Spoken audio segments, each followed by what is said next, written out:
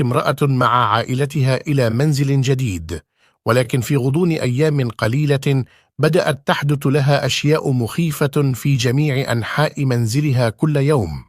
وتدعي المرأة أن ابنتها بدأت تشعر بالخوف الشديد لدرجة أنها لم تعد ترغب في النوم بمفردها في غرفتها الجديدة.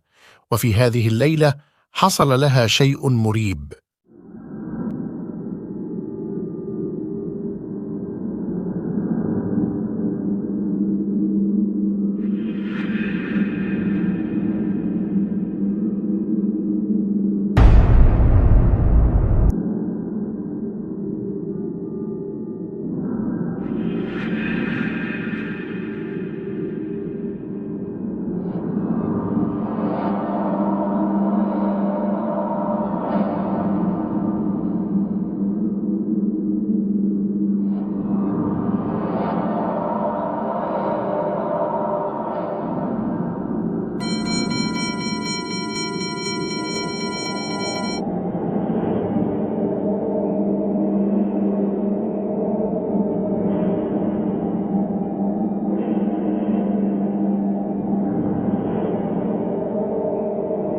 بعد خروج ابنتها من الغرفة، فجأة أغلق باب الغرفة الذي دخلت منه الفتاة لأول مرة من تلقاء نفسه بطريقة غامضة.